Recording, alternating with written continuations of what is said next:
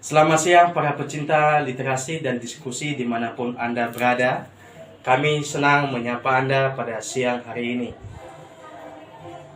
Kita tahu negara kita Indonesia dan juga negara-negara di seluruh dunia mengalami pandemi global, yaitu COVID-19. Dampak dari COVID-19 ini Bapak Ibu sangat terdampak pada ekonomi, baik skala makro maupun mikro, khususnya para pelaku UMKM dan koperasi. Pemerintah pusat maupun pemerintah daerah telah berupaya melakukan pemulihan ekonomi secara besar-besaran.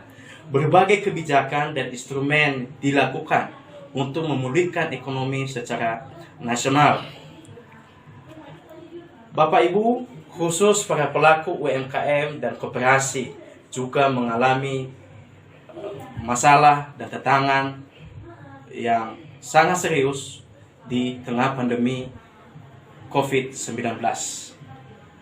Populis Indonesia dan bersama pemuda Kepulauan Nias menyelenggarakan diskusi nasional yang bertema peluang dan tantangan UMKM Kepulauan Nias di masa COVID-19. Populis Indonesia mengundang beberapa narasumber yang kompeten dan ahli di bidangnya. Dan salah satunya adalah staf ahli Menteri Koperasi dan UMKM bidang ekonomi makro, Bapak Ruli Rianto. Bapak Ibu, mari kita dengarkan pemaparan yang akan disampaikan oleh Bapak Ruli Rianto. Populis Indonesia, Pak Edi Zarolase, kemudian Ibu Eliade Daeli ya, kemudian yang terhormat juga para pembicara kita pada hari ini yang luar biasa. Ada Bapak Dr. Insinyur Ahmad Dading Gunadi selaku Direktur Pengembangan UKM dan Koperasi dari Bappenas ini. Selamat siang Pak Dading. Kemudian ada Pak Ibrahim Koilul Rohman, PhD, ya, dosen Fakultas Ekonomi dan Budaya UI dan Head of Samudra Indonesia Research Initiative. Kemudian ada Bapak Insinyur Riyadi Lubis Akhir, MSI, selaku Kepala Dinas Perindustrian dan Perdagangan Provinsi Sumatera Utara. Kemudian yang terhormat Pak Amizaro Waru, PhD, Bupati Nias Utara terpilih. Kemudian Bapak Steve Sujatmiko, PhD, HR dan Organization Development Advisor, serta para peserta webinar yang berbahagia. Assalamualaikum warahmatullahi wabarakatuh. Selamat siang, salam sejahtera untuk kita semua. Shalom, Om Swastiastu, Namo Buddhaya, salam kebajikan. Alhamdulillah, puji syukur kehadirat Allah Subhanahu wa Ta'ala, Tuhan Yang Maha Esa. Siang ini kita masih diberi kesempatan untuk bisa bersilaturahmi, berdiskusi ya dalam webinar membahas peluang dan tantangan UMKM Kepulauan Nias di masa pandemi COVID-19. Yang kedua, tentu saya memohonkan maaf dari Pak Menteri Koperasi dan UKM karena tidak bisa ikut hadir langsung pada siang ini, mengingat dari kemarin beliau sudah ada jadwal kunjungan kerja ke Provinsi Kalimantan Barat, dan dengan tidak mengurangi rasa hormat, menugaskan saya untuk menyampaikan keynote speech pada webinar kita siang ini. Bapak Ibu sekalian, para narasumber yang terhormat, kalau berbicara pandemi COVID-19, saat ini Indonesia dan sekitar 220 negara di dunia memang masih dihadapkan dan terdampak dengan pandemi COVID-19 ini. Kalau kita melihat data dari BPS, menunjukkan secara kumulatif pertumbuhan ekonomi Indonesia sepanjang tahun 2020 itu memang tumbuh minus 2,07%. Dan memang pandemi ini juga memberi dampak dan imbas kepada para pelaku UMKM dan koperasi, baik dari sisi supply maupun demand. Ini tidak mengherankan karena antara lain ini utamanya disebabkan oleh adanya pembatasan interaksi fisik ya di masyarakat yang kemudian menyebabkan terjadinya juga perubahan perilaku dan pola konsumsi di masyarakat. Namun demikian, Bapak dan Ibu sekalian, tentu kita harus tetap optimis karena UMKM dan koperasi memang adalah pelaku ekonomi yang banyak orang bilang terbukti handal dan mampu bertahan, bertumbuh, dan beradaptasi dengan cepat. Khususnya kalau kita bicara masa pandemi ini, kalau kita melihat di sektor real, seperti pertanian, perkebunan, dan perikanan, dari data BPS tahun 2021 justru di kuartal keempat tahun 2020 masih mengalami pertumbuhan positif sebesar 2,59%.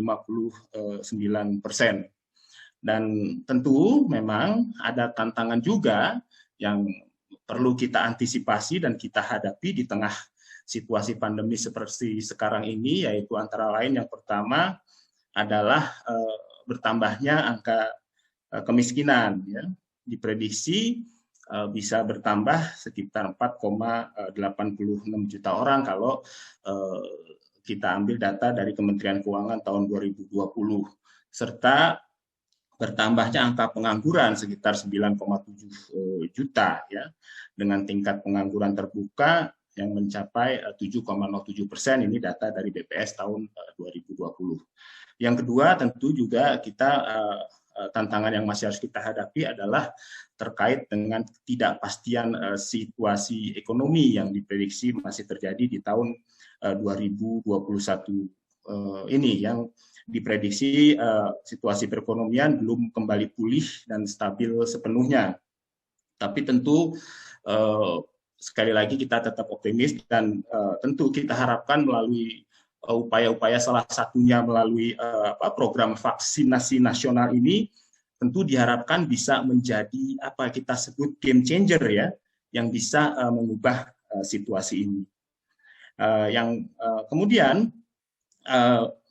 bagi kami dan tentu mudah-mudahan Bapak dan Ibu sekalian setuju bahwa jelas sektor UMKM dan kebangkitan sektor UMKM dan koperasi ini merupakan kunci pemulihan ekonomi, ya, khususnya kalau kita bicara kontribusinya terhadap penyerapan tenaga kerja. Ini tentu untuk menjawab tantangan yang tadi saya sebutkan terkait dengan tantangan potensi meningkatnya jumlah angka pengangguran.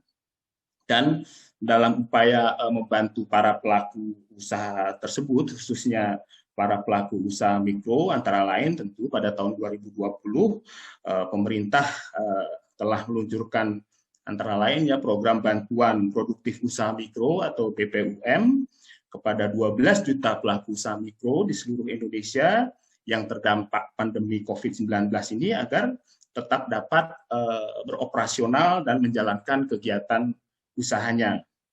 Kalau data yang saya dapat untuk seluruh Kepulauan Nias, Bapak dan Ibu sekalian, itu sudah tersalurkan sekitar 295 miliar bagi 11.398 pelaku usaha mikro.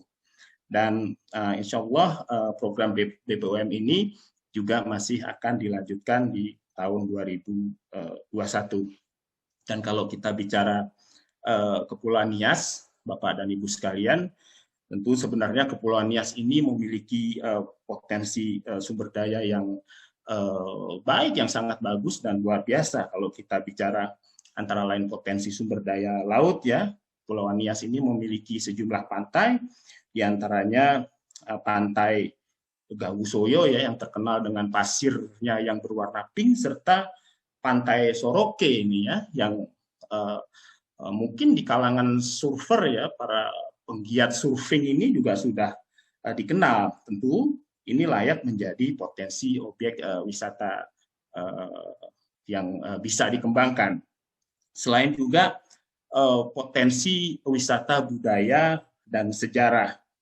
Selain itu, kalau kita bicara sumber daya pada sektor perikanan, juga Kepulauan Nias ini bisa dikatakan juga cukup melimpah ya, ditambah dengan potensi pengembangan lahan pertanian dan perkebunan yang cukup luas dengan komoditi unggulan seperti duren ya. Duren Nias itu cukup terkenal menurut saya ya, enak. Duren seperti duren, kemudian pisang, mangga, dan sayuran.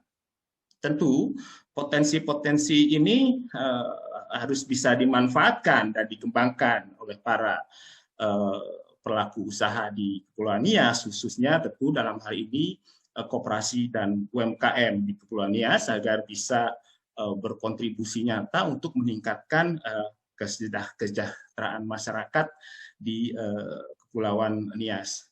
Dan Bapak dan Ibu sekalian, para pembicara dan peserta webinar yang terhormat, tentu pemerintah juga telah dan akan terus melakukan upaya pengembangan dan pemberdayaan koperasi dan UMKM ini guna meningkatkan nilai tambah dan kontribusinya terhadap perekonomian nasional, antara lain melalui transformasi ke rantai pasok, termasuk ke rantai pasok global ya, atau global value chain.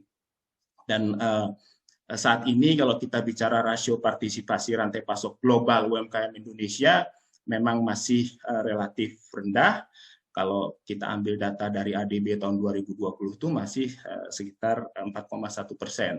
Selain juga tentu kita terus mendorong kemitraan dengan perusahaan besar agar jaminan produk dari koperasi dan UMKM itu bisa terserap, sehingga para pelaku koperasi dan UMKM itu bisa fokus menghasilkan produk-produk yang berkualitas. Strategi lain adalah melalui dengan memperkuat kelembagaan melalui koperasi ya, agar koperasi ini bisa berperan strategis mengkonsolidasikan kegiatan usaha UMKM yang jumlahnya banyak ya, terutama pelaku usaha mikronya jumlahnya banyak tetapi relatif kecil-kecil ya. Pemerintah juga telah juga memberi kemudahan dalam mengakses pembiayaan melalui koperasi ya. Jadi kalau bicara di Kementerian Koperasi dan UKM juga sejak awal Bapak Menteri Koperasi dan UKM sudah mengambil kebijakan agar 100% pembiayaan yang dilakukan oleh BLU di bawah Kementerian Koperasi dan UKM, yaitu Lembaga Pengelola Dana Bergulir LPDB KUMKM, adalah untuk koperasi. Jadi dengan demikian tidak hanya korporasi yang memiliki skema pembiayaan khusus, tapi sekarang koperasi juga telah kita siapkan dan terus kita perkuat skema pembiayaannya.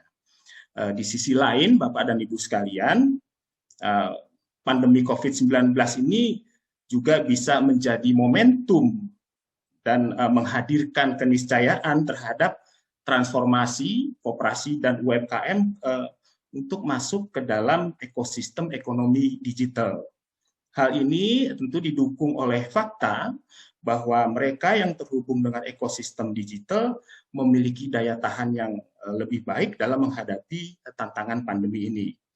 Koperasi dituntut untuk bisa menjadi organisasi modern yang bisa menjadi wadah generasi milenial, mampu memanfaatkan kemajuan teknologi untuk mengembangkan skala usaha dan meningkatkan efisiensi serta efektivitas pengelolaan manajemen dan usahanya.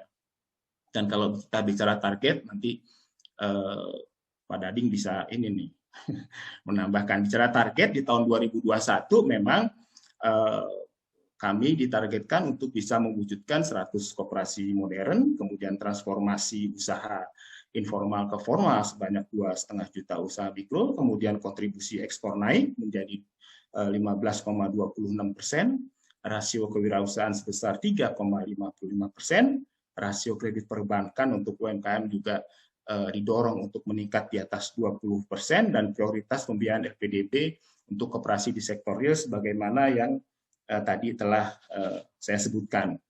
Selain itu, BLU yang juga ada di bawah Kementerian Koperasi dan UKM, yaitu LLP, Lembaga Layanan Pemasaran KUMKM, atau kita sering sebutnya dengan SMESCO, juga sedang terus diperkuat, dan saat ini telah menjalin banyak kerjasama dengan agregator pembiayaan, ya, kemudian business services, logistik, hingga platform, hingga asosiasi dan komunitas.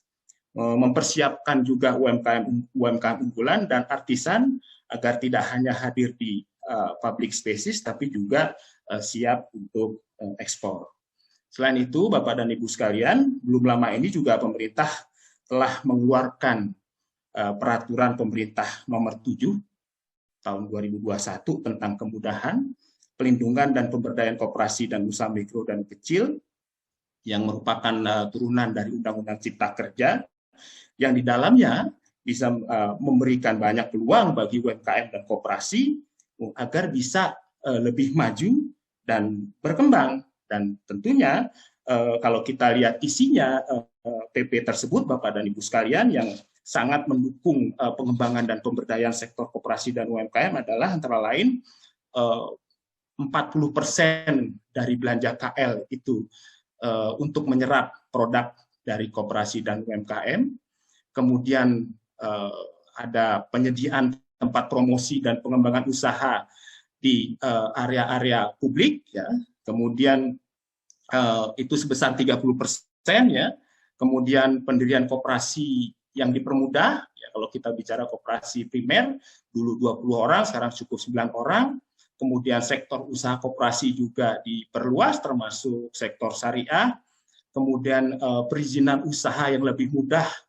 Kemudian kemudahan pembiayaan untuk UMKM, termasuk di dalamnya potensi usaha atau kegiatan usaha mikro dan kecil dapat dijadikan jaminan kredit, karena kita semua tahu salah satu kendala yang selama ini dihadapi para pelaku usaha mikro dan kecil, terutama ketika masuk ke sektor lembaga keuangan formal, adalah terkait dengan jaminan. Ya.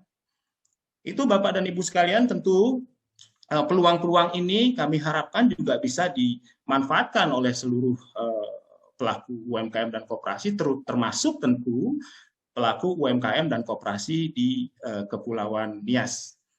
Itu beberapa hal yang dapat kami sampaikan sebagai pengantar diskusi kita kali ini. Mohon maaf apabila ada kesalahan. Selamat melaksanakan webinar. Tentu semoga menghasilkan manfaat dan rekomendasi-rekomendasi yang berguna bagi pengembangan dan pemberdayaan koperasi dan UMKM kita. Terima kasih. Billahi taufik wal hidayah. Wassalamualaikum warahmatullahi wabarakatuh.